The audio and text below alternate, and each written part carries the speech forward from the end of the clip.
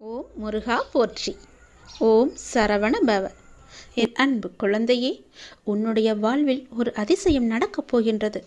2 மாதத்திற்கு பிறகு உன் வாழ்க்கை அடியோடு மாறப்போகிறது. பாய்ந்து வரும் யோகத்திற்கு மிக அதிக சக்தி உண்டு. அதை நீ ஆள்வதற்கு தயாராக இரு. நீ எதை பார்த்ததை விட பல மடங்கு நன்மை உனக்கு அதில் கிடைக்கப் போகின்றது. ஒரு சிலருக்கு இந்த யோகம் கிடைக்காமல் கூட போகலாம். ஆனால் இன்று அது உனக்கு கிடைத்திருக்கிறது. அது கிடைக்காமல் போன அவர்களுக்கும் இன்னும் நேரம் வரவில்லை என்று அர்த்தம். ஆனால் அவர்களுக்கும் ஒரு நாள் நிச்சயமாக இந்த யோகம் வரும்.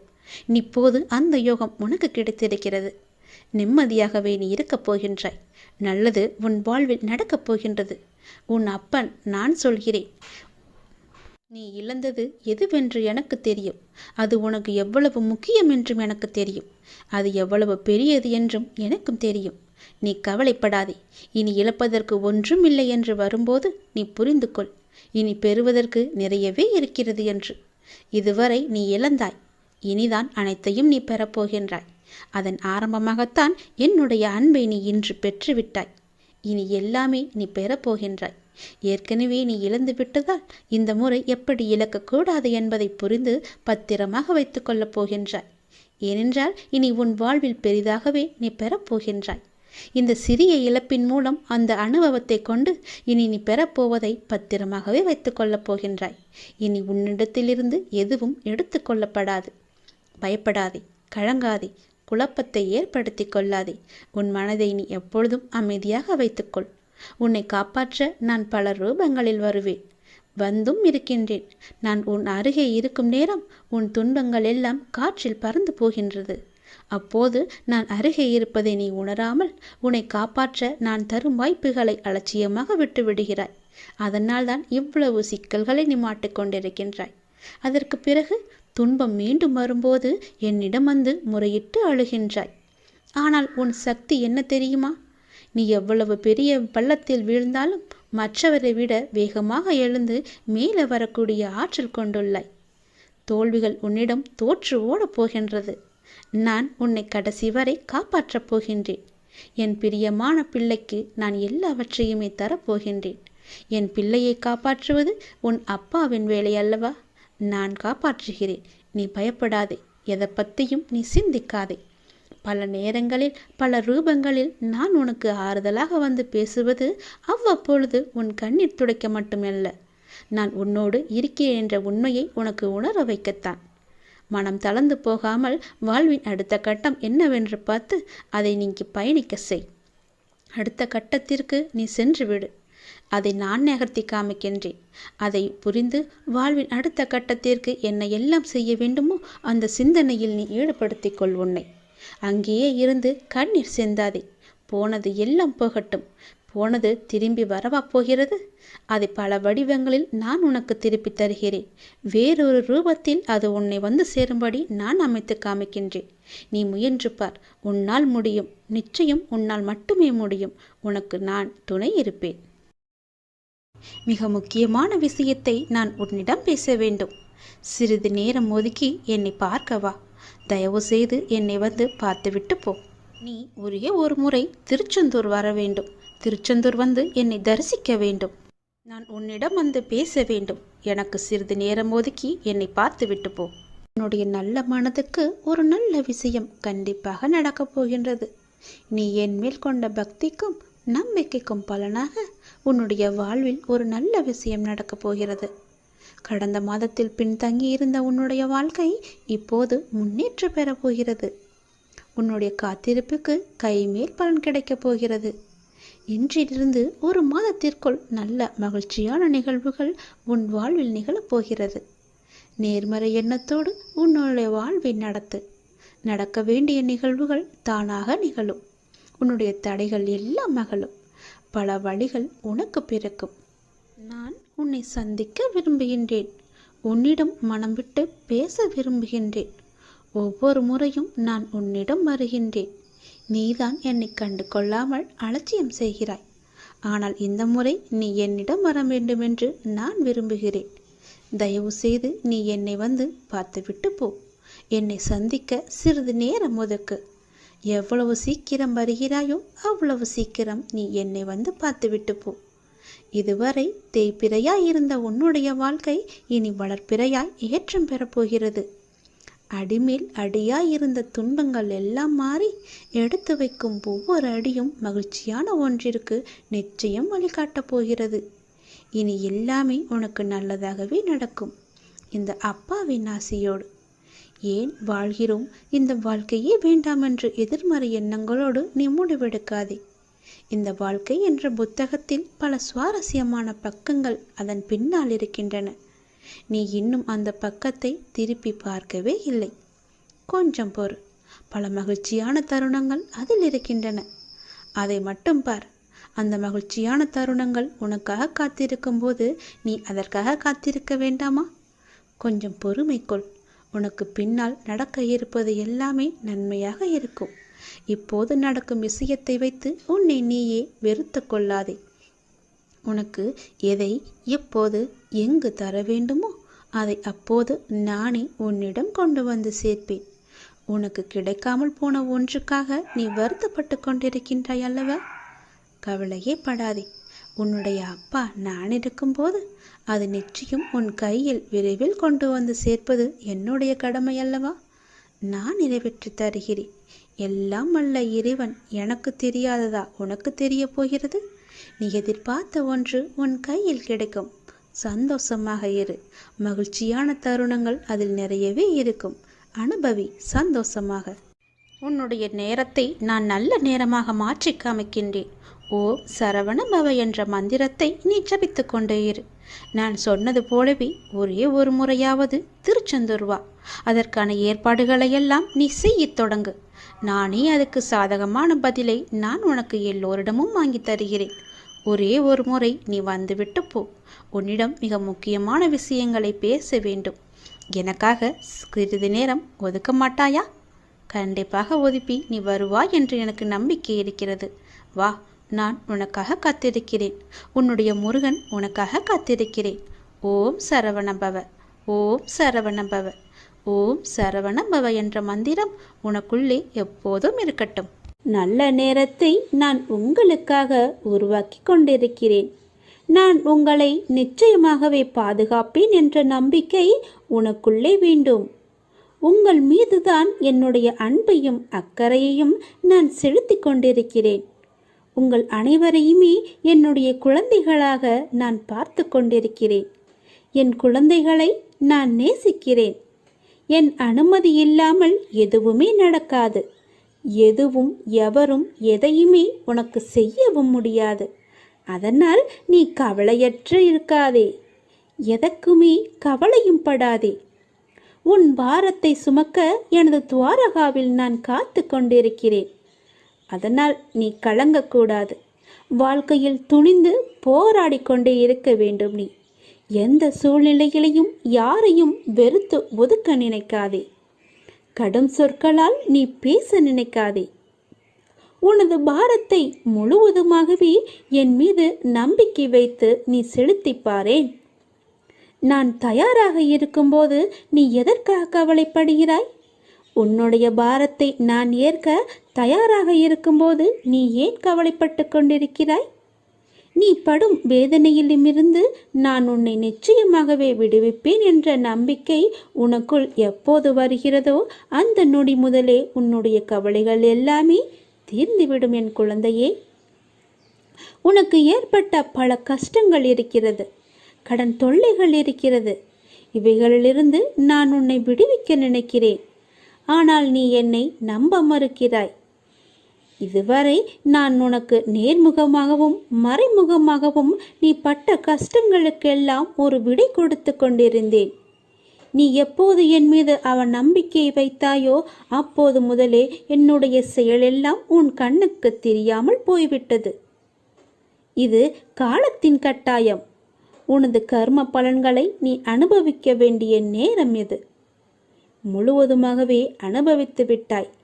நீ மகிழ்ச்சியாகவே இருக்கப் போகிறாய். இனி உன் வாழ்க்கையில் நிச்சயமாகவே ஏற்றம் வந்து கொண்டே இருக்கிறது. இப்போது அனைத்திலும் உனக்கு வெற்றி என்றும் வெற்றி முழக்கம் மட்டுமே உன் காதுகளில் விழும். நான் உன்னுடன் இருக்கிறேன். எனக்காக ஒரே ஒரு முறை என் நாமத்தை உச்சரி. என்னை நம்பு. நான் சொல்வது போல நீ செய்து கொண்டே வந்தாய் என்றால் உன் வாழ்க்கையில் எந்த ஒரு பிரச்சனையும் இருக்காது. உனக்கு துணையாக உன் அப்பா இருக்கிறேன். தாய் உன்னை மறந்தாலும், பெற்ற தந்தை உன்னை மறந்தாலும், இந்த பெற்றெடுக்காத அப்பா நான் உன்னை மறக்க மாட்டேன். உங்கள் பாரத்தை என்னிடம் தாருங்கள், நான் சுமக்கிறேன்.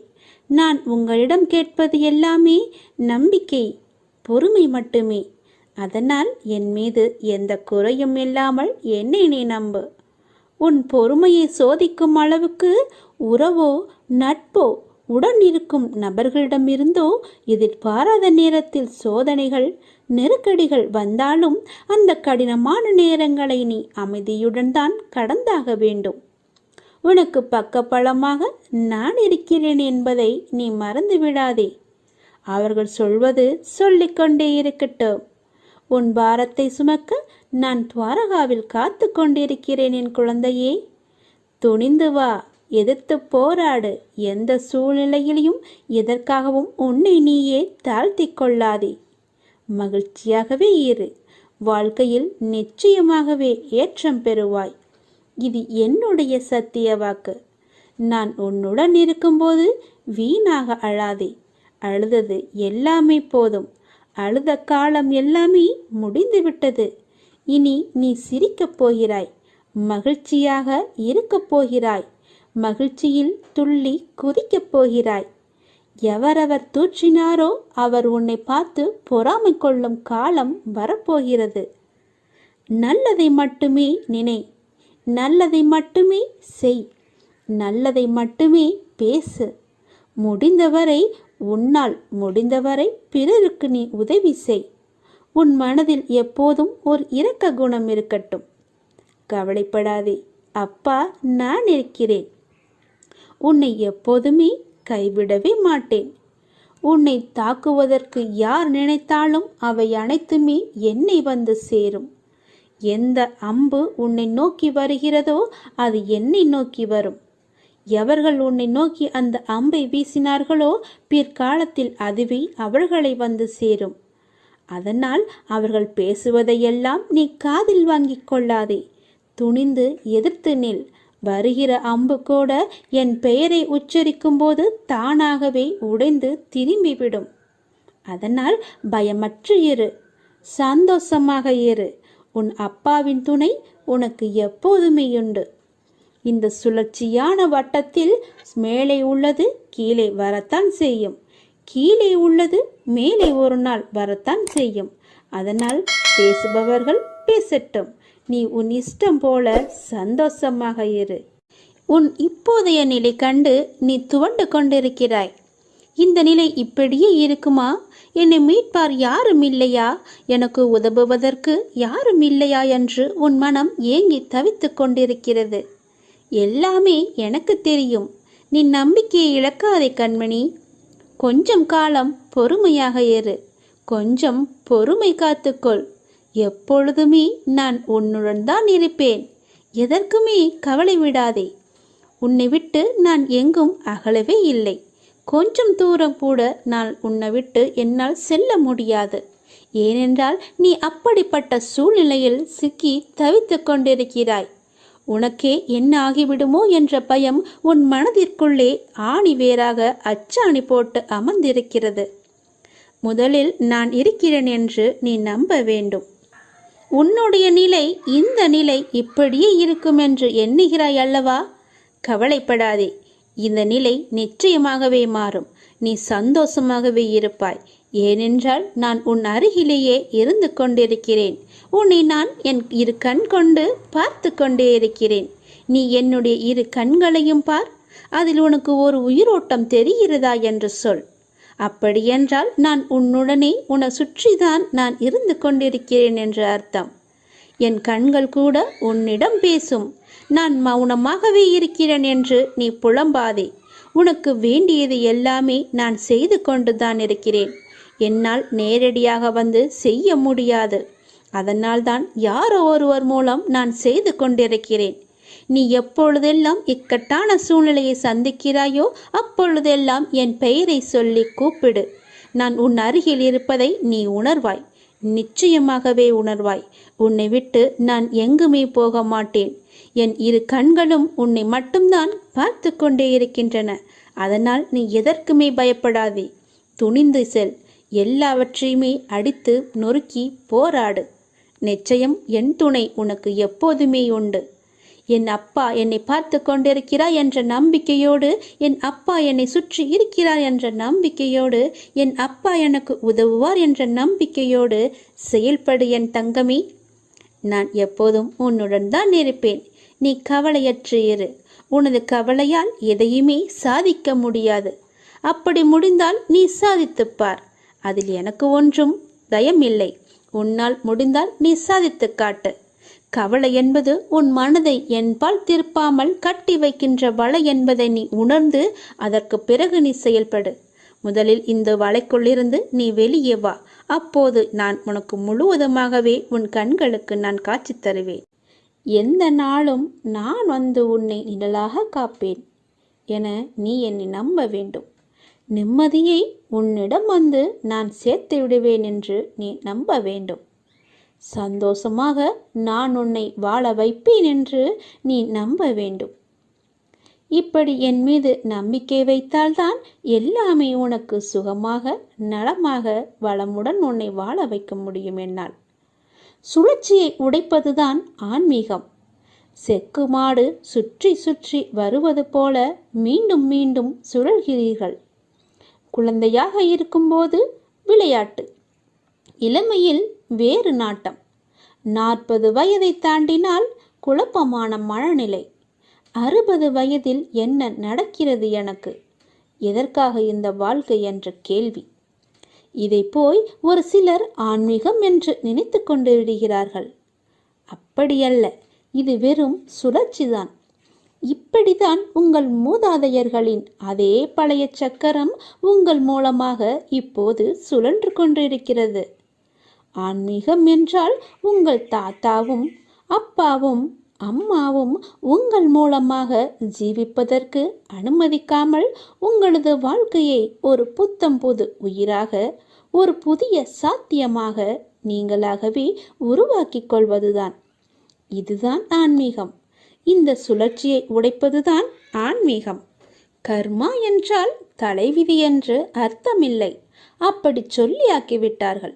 உங்கள் தலைவிதியும் கூட உங்களுடைய செயல்தான். இதை உணர்ந்தால் இப்போது கர்மா என்பது உங்களை சிக்க வைக்கும் ஒன்று கிடையாது என்பது உங்களுக்கே தெரிய வரும். உங்களை விடுவிக்கும் ஒன்றாக அது மாறிவிடும். நிச்சயமாக இதை நீங்கள் உணர்ந்திட வேண்டும். நல்ல கர்மா எது, கெட்ட கர்மா எது, ஒவ்வொரு செயலுக்கும் ஒரு பின்விளைவு உண்டு என்பதை நீங்கள் தெரிந்து கொள்ள வேண்டும். உங்கள் செயலுக்கான விளைவு எப்படி இருந்தாலும் அதை நீங்கள் சந்தோஷமாக ஏற்றுக்கொள்ள தயாரானால் அது நல்லதா கெட்டதா என்ற கேள்வியே வராது. கர்ம வினைகள் பற்றிய கவலையே இருக்காது. மற்றபடி பாவம் புண்ணியம் என்பதெல்லாம் சொர்க்கம் பற்றி பேசுபவர்கள் பயன்படுத்தும் வார்த்தைகள். இயற்கை என்பது கொடூரமானதும் இல்லை, கருணையானதும் இல்லை. நல்லது கெட்டது என்பதெல்லாம் மனிதரின் பார்வையில் உள்ள கோணம்தான். மனிதன் அதை எப்படி பார்க்கிறான் என்பதை பொறுத்துதான் நல்லதும் இருக்கிறது, தீயதும் இருக்கிறது. நாம் நடந்து கொள்ளும் விதத்திலும் இது இருக்கிறது. அதனால் நாம் செய்யும் செயல்தான் நம்மை சுற்றி வரும் என்பதை நீங்கள் மறந்து விடாது. வாழ்க்கை நெருக்கடி நிறைந்ததாகவும் இருப்பதை பார்த்து நான் சஞ்சலப்படுகிறேன். என் மனம் சஞ்சலப்பட்டு கொண்டிருக்கிறது. யார் இந்த இக்கட்டான நேரத்தில் உதவுவார் என்று எல்லா இடத்திலும் உனது கையை விரித்து நீ கலக்கம் கொண்டிருக்கிறாய். துக்கமும் துயரமும் இப்போது உன்னை அழுத்தி கொண்டிருக்கிறது. இதிலிருந்து எழுந்து வர நீ முயற்சி செய்கிறாய். ஆனால் உன்னால் வர முடியவில்லை. ஏன் முடியவில்லை என்று யோசித்தாயா? முதலில் அதை எல்லாவற்றையுமே நீ மறந்துவிடு. நான் இப்படி இல்லை என்று மறந்துவிடு. நான் இப்படிதான் என்று நினைத்தால் நீ அப்படியே உட்கார்ந்து விடுவாய். என்னால் முடியும் என்று எழுந்து வா. முதலில் உன் முகத்தில் சிரிப்பை கொண்டு வா. அந்த சிரிப்பு இல்லாததுதான் இதற்கு எல்லாமே காரணம். எதையோ மனதில் போட்டுக்கொண்டு அழுது புலம்பி தவித்து கொண்டிருக்கிறாய். யாரிடம் போய் சொல்வது, யாரிடம் சொன்னால் எனக்கு தீர்வு கிடைக்கும் என்று அழுது கொண்டிருக்கிறாய். தங்கமி, முதலில் அதிலிருந்து வெளியே வந்துவிடு. உன் முகத்தை எப்பொழுதும் புத்துணர்ச்சியுடன் வைத்துக்கொள். உனக்கு ஒன்றுமே இல்லாதது போல, அதாவது எனக்கு எந்த துன்பமும் இல்லை, துயரமும் இல்லை, எந்த ஒரு பிரச்சனையும் இல்லை என்பது போல எப்பொழுதுமே உன் மனதை நீ புத்துணர்ச்சியோடு வைத்துக்கொள். உன் மனம் புத்துணர்ச்சியாக இருந்தால் உன் முகமும் புத்துணர்ச்சியாக கலையாக இருக்கும். அது இல்லாததுதான் இப்போதைய காரணம். உன் முகத்தை நீ நேரடியாக சென்று கண்ணாடியில் பார், எப்படி இருக்கிறது என்று, எவ்வளவு சோர்வாக எவ்வளவு கவலையாக இருக்கிறது என்று. எல்லாவற்றையுமே மறந்துவிடு. எனக்கு தான் என் அப்பன் இருக்கிறானே என்று தைரியமாக எல்லாவற்றையுமே மறந்து முதல் அடியை எடுத்து வை. உன் மனதை மகிழ்ச்சியாக வைத்துக்கொள்.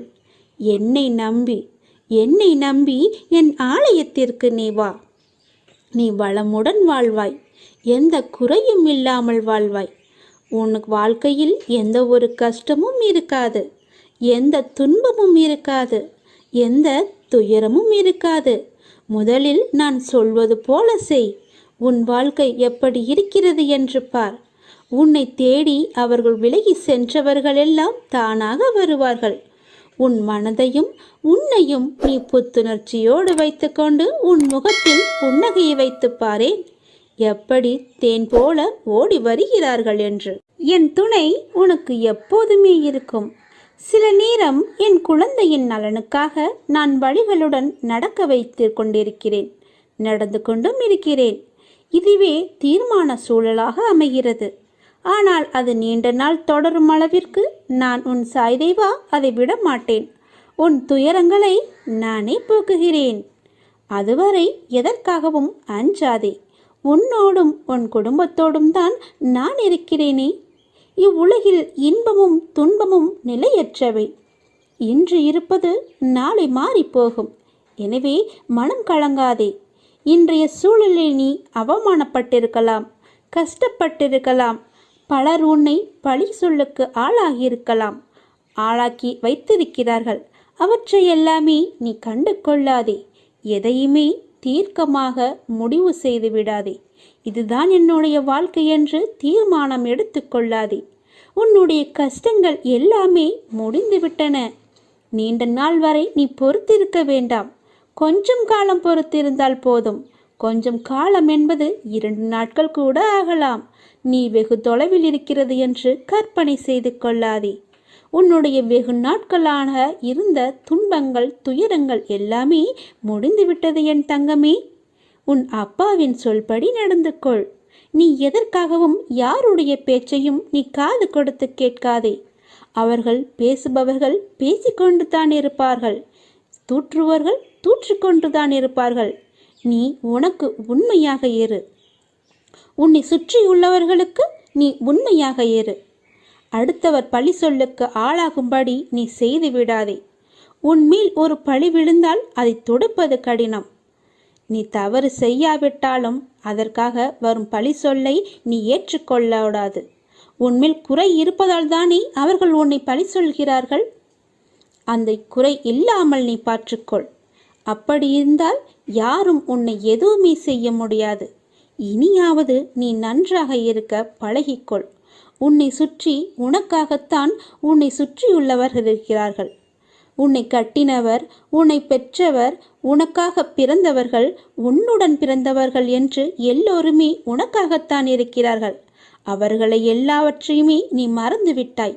அவர்களை மறந்து உன்னுடைய இன்பத்திற்காக, உன்னுடைய நன்மைக்காக நீ அவர்களை சுயநலத்திற்காக பயன்படுத்தி கொண்டாய். அந்த சுயநலம் வேண்டாம் என் தங்கமே. இப்போதே அவர்களை விட்டுவிடு. உன் வாழ்க்கை பறிபோகக்கூட போகலாம். அதனால் தான் சொல்கிறேன், தேவையில்லாமல் மனதை சஞ்சலப்படுத்தாதே என்று. நான் இருக்கிறேன். வாழ்க்கை எந்த திசையில் செல்ல வேண்டும் என்பதை சரியாக தீர்மானித்து விட்டால் அந்த வானத்தையும் கூட எளிதாக எட்டிவிடலாம். அதை யாராலும் தடுக்கவும் முடியாது. ஆகையால் குறிக்கோள் என்ன என்பதை நீங்கள் உணர வேண்டும். எப்படி அதை அடையலாம் என்று திட்டமிட வேண்டும். திட்டமிட்டு தீர்மானித்து என்னிடம் சொல்லிவிட்டு நீ செயல்படு. நிச்சயமாகவே அந்த வானத்தை கூட எளிதாக எட்டிவிடலாம். இதை யாரும் அந்த இறைவன் நினைத்தால் கூட தடுக்க முடியாது. தனிமை கிடைப்பது உன்னை நீ தெரிந்து கொள்வதற்காகத்தான். அந்த தனிமையை கூட நீ தூங்கி கழித்து விடாதே.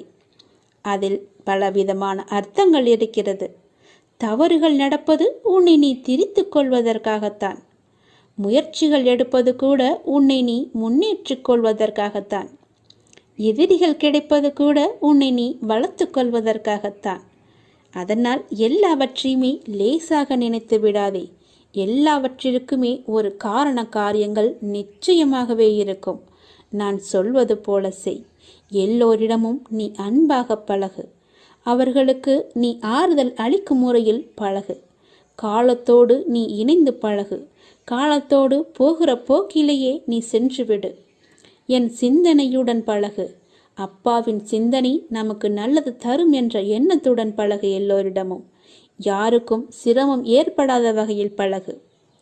நீ மனிதரிடம் முதலாவதாக நீ மனிதரிடம் மனிதனாக பழக வேண்டும். அதே போன்று உன்னுடைய பேச்சும் அமைதியுடன் இருக்க வேண்டும். நேற்றைய மனிதனின் குணம் இன்று பார்க்க முடியாது. குணங்கள் என்பது மாறிக்கொண்டே இருக்கும். காலங்கள் எப்படி மாறிக்கொண்டே இருக்கிறதோ அதற்கு போல மனிதனின் குணங்களும் மாறிக்கொண்டே இருக்கும். வசதி வாய்ப்புகள் வந்தவுடன் அவர்களுக்கு என்று ஒரு அகங்காரம், ஆணவம் எல்லாம், திமிரு எல்லாம் வந்துவிடும். யாரையும் அவர்களின் உருவத்தை வைத்து மட்டும் எடை போடக்கூடாது. அறிவை உலகம் வாழ்த்தும். அறிவை அடக்கியிரு. பிறகு அந்த அறிவு உன்னை அறிவிற்கு அப்பால் அழைத்து கொண்டு உன்னை என்னிடம் கொண்டு வந்து சேர்க்கும். உங்களிடம் நான் காட்டுவது மௌனம். நாம் மௌனமாக இருப்பதற்கு கூட காரணம் என்னவென்று ஏற்கனவே நான் சொல்லிவிட்டேன். அதனால் நீங்கள் நினைக்கலாம், அப்பா என்னை கண்ணெடுத்து பார்க்கவில்லை என்று, நான் செவி கொடுத்து கேட்கவில்லை என்று. அந்த நினைவை நீங்கள் அறவே ஒழித்து விடுங்கள். என் அப்பாவின் துணை எனக்கு என்றுமே இருக்கும். நான் சொல்லாவிட்டாலும் என் அப்பாவிற்கு என்னுடைய கஷ்ட நஷ்டங்கள் எல்லாமே தெரியும் என்று நீ நம்ப வேண்டும். அப்போதுதான் உன் அப்பாவின் துணை, உன் அப்பாவின் ஆசி, உன் அப்பாவின் முழு அருளும் உனக்கு கிடைக்கும். உனக்கு துணை நான்.